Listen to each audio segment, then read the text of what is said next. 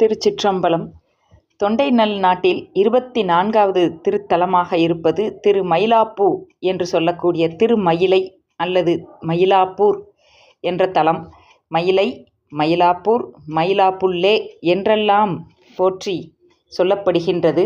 கபாலீஸ்வரம் என்பது இந்த திருக்கோவிலின் பெயராக இருக்கின்றது. உமை அம்மையார் மயில் உருவெடுத்து இறைவரை பூசித்தமையினால் திருமயிலை என பெயர் பெற்றது இந்த திருத்தலம்.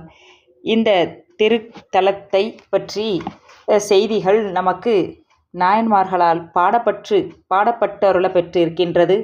மட்டிட்ட புன்னையம் காணன் மடமயிலை என்று ஞானசம்பந்தப் பெருமான் மயிலை மாமயிலை என்றெல்லாம் போற்றுகின்றார். திருநாவுக்கரசு பெருமான் தேவாரத்தில் 3 இடங்களில் மயிலாப்பூ கூறப்படுகின்றது.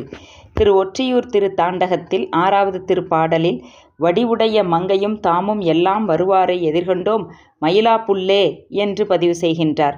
மங்குன்மதி தவழும் மாட வீதி மயிலாப்பில் உள்ளார் என்று நாவுக்கரசர் மயிலையின் வீதி அழகினை புகழ்கின்றார்.